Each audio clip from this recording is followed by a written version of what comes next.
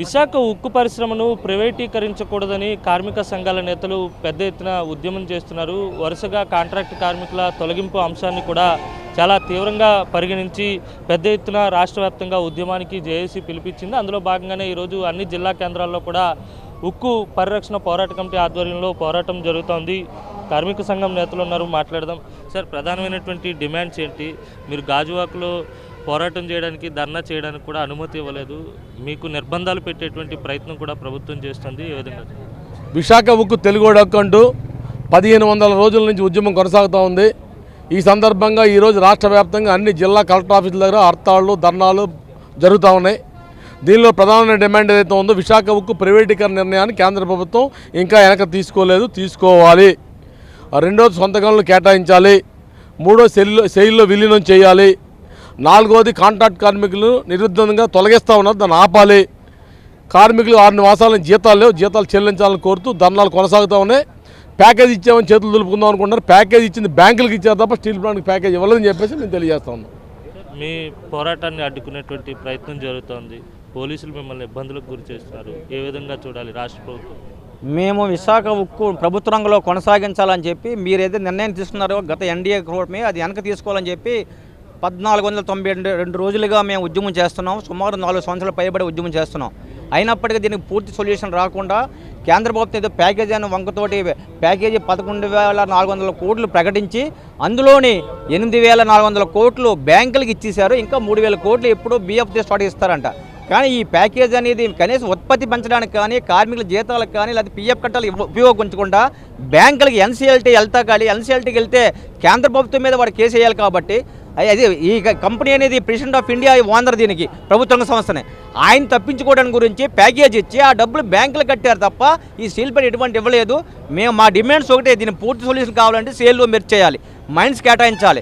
ఇది 16,000 మంది నిర్వాసితులు దీనికి భూములు త్యాగాలు చేశారు. ఇంకా 8,000 మంది ఉద్యోగాలు ఉన్నారు. అవసరం ఉంది, ఇంకా 5,000 పోస్టులు ఖాళీ ఉన్నాయి. కాబట్టి వాళ్ళకి ఉద్యోగాలు ఇవ్వాలి. ఏ ఒక్క కాంట్రాక్ట్ కార్మికుని కానీ పర్మనెంట్ కార్మికుని తొలగిన వీలు లేదని చెప్పి మేము యొక్క రాష్ట్ర వ్యాప్తంగా ఈరోజు ఉద్యమం జరుగుతుంది. మిత్రులారా, మొత్తం మీద పెద్ద ఎత్తున స్టీల్ ప్లాంట్ ప్రైవేటీకరణ చేయడానికి లేదని డిమాండ్ చేస్తున్నారు. మాట్లాడడం మరి కొంతమంది ఉన్నారు. సార్, మీరు చెప్పండి, గతంలో ఎప్పుడు ఇన్ని ఆంక్షలు లేవు మీకు ఎక్కడంటే అక్కడ పోరాటం చేయడానికి కానీ, ధర్నాలు చేయడానికి కానీ స్వేచ్ఛాయుత వాతావరణంలో మీ పోరాటానికి గతంలో మద్దతు ఉండేది. ఇప్పుడు ఆంక్షలు పెడుతున్నటువంటి సందర్భం కనిపిస్తోంది. ఏ విధంగా? సరే, ప్రజా పోరాటాలు, ప్రభుత్వ రంగ పరిశ్రమలు, అలాగే సామాన్యమైనటువంటి సామాజిక న్యాయం కోసం పోరాటాలు చేసే వాళ్ళ మీద ఈవేళ రాష్ట్రంలోని, కేంద్రంలోని ప్రభుత్వాలు ఆంక్షలు, జైలు పంపించారు. అలాగే అనేక మందిని ఉద్యోగాల నుంచి తొలగించారు. అనేక మంది షోకాజ్ నోటీసులు ఇచ్చారు. అనేక మందిని డిస్మిస్ చేశారు. కానీ ఈ విశాఖపట్నం స్టీల్ ప్లాంట్ పోరాటాలని ఈ 35 సంవత్సరాల్లో కూడా ఏ రోజు కూడా ఆపలేకపోయారు. ఇవాళ కూడా ప్రభుత్వ రంగం కోసం పోరాడుతున్నాం. ఈ కేంద్రంలో ఉన్నటువంటి బీజేపీ గవర్నమెంట్ పచ్చి మోసం ఆందోళన చేస్తుందన్నమాట. ఇవాళ ఆంధ్రాలో ఉన్నటువంటి రాజకీయ నాయకులు చంద్రబాబు నాయుడు కావచ్చు, జగన్మోహన్ రెడ్డి గారు కావచ్చు, పవన్ కళ్యాణ్, వాళ్ళు చేసే మోసాల్లోనే ఆందోళనలు బలి చేస్తున్నారు. విశాఖ ఉక్కు ఆందోళనకు బలి చేస్తున్నారు. ఈ బలికి ఆంధ్రప్రదేశ్ ప్రజలు మేము అంగీకరించేది లేదు. ఈ రాష్ట్రంలో 22 జిల్లాల్లో కూడా ఇవాళ విశాఖపట్నం స్టీల్ ప్లాంట్ ప్రభుత్వ రంగంలో కొనసాగించాలి. నిర్వాసితులందరికీ కూడా ఉపాధి ఇవ్వాలి. ఇవాళ కాంట్రాక్ట్ కార్మికుడిని ఏ ఒక్కరిని కూడా విఆర్ని కూడా తీయకుండా ఇవాళ స్టీల్ ప్లాంట్ని అభివృద్ధి పదాలో నడపడానికి మీరు పనిచేయటం లేదని చెప్పేసి రాష్ట్ర వ్యాప్తంగా ఈరోజు ఉద్యమం జరుగుతుందన్నమాట.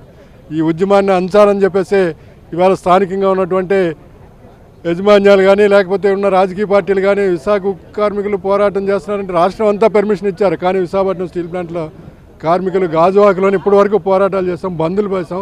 వీళ్ళు కూడా ఆ బంధుల్లోనే, ఆ పోరాటాల్లోనే పాల్గొన్నారు.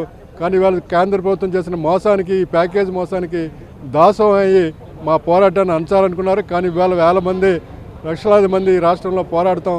భవిష్యత్తులో కూడా ఈ విశాఖపట్నం స్టీల్ ప్లాంట్ని ప్రభుత్వ రంగంలో కొనసాగించవలసిందే, నిర్వాసులకు ఉపాధి ఇవ్వాల్సిందే.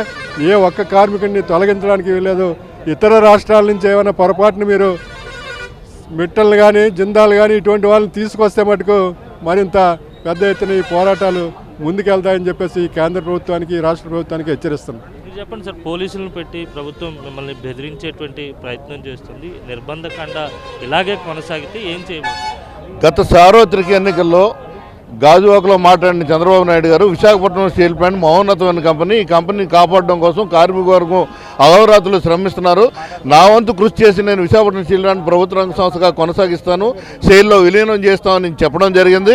ఆ మేరకు అసెంబ్లీలో కూడా ఆయన ప్రకటన చేస్తూ నాకే ఆశ్చర్యం కలుగుతుంది. 1,00,000 ఓట్ల మెజారిటీ గాజువాకలో ఇచ్చారు, నగరంలో 5 లక్షల ఓట్లతో ఎంపీని గెలిపించారని చెప్పిన చంద్రబాబు నాయుడు గారు ఇవాళ ఇదే ఉద్యమాన్ని స్ఫూర్తితో మీరు పైకి వచ్చిన వాళ్ళు, ఇదే ఉద్యమంతో సెంటిమెంట్గా వాడుకున్న వాళ్ళు, అదే సెంటిమెంట్ని చంపాలని ప్రయత్నించడం అన్నది చంద్రబాబు నాయుడు దివాలా కొడుతున్నానికి నిదర్శనం అని చెప్పి ఇవాళ ఉక్కు పరిరక్షణ పోరాట కమిటీ తరఫున మేము తెలియజేస్తున్నాం. ఎందుకంటే పోలీసులతో మీరు గతంలో అనేక సార్లు జులుం చూపించి మీరు పతనావస్థకు చేరారు. ఇవాళ అదే విశాఖపట్నం స్టీల్ ప్లాంట్ అనేది సెంటిమెంటు, ఈ సెంటిమెంట్ను కూడా వ్యంగ్యాస్త్రాలు వేశారు మీరు. విశాఖపట్నం స్టీల్ ప్లాంట్ మహోన్నతమైన కంపెనీ, త్యాగాలు, పోరాటాలు, బలిదానాలతో వచ్చింది. ఇప్పటికైనా సరే చరిత్ర తెలుసుకుని విశాఖపట్నం స్టీల్ ప్లాంట్ కార్మికుల జోలికి వస్తే కబడ్దారని చెప్పి మేము తెలియజేస్తున్నాం. విశాఖ ఉక్కు ప్రభుత్వ రంగ సంస్థగా కొనసాగాలి, కొనసాగే వరకు మా ఉద్యమం కొనసాగుతుంది. మీరు ఒంటె తుపాకులు పోతూ కావాలని చెప్పి ఎమ్మెల్యేలని, ఎంపీలని, మేము మొత్తం ఉన్న యంత్రాంగంతా కూడా మా మీద పెట్టి విశాఖపట్నం స్టీల్ ప్లాంట్ని ప్యాకేజీ రూపంలో మీరు గూడు గీడు ఆడుతూ ప్యాకేజీ, పనికిరాని ప్యాకేజీని మాకు ఇచ్చి విశాఖపట్నం స్టీల్ ప్లాంట్ ఉత్పత్తికి కానీ కార్మికుల వేతనాలు కానీ పనికిరాని ప్యాకేజీ ఎందుకని చెప్పి మేము ఇలా క్వశ్చన్ చేస్తున్నాం. మొత్తం మీద ఉద్యమానికి పూర్తి స్థాయిలో సహకరించాలి, లేని పక్షంలో ఉద్యమాన్ని మరింత ఉధృతం చేస్తాము, పోలీసులు పెట్టి అణిచివేయాలని చూస్తే ఊరుకునేది లేదని పోరాట కమిటీ నేతలు స్పష్టం చేస్తున్నారు.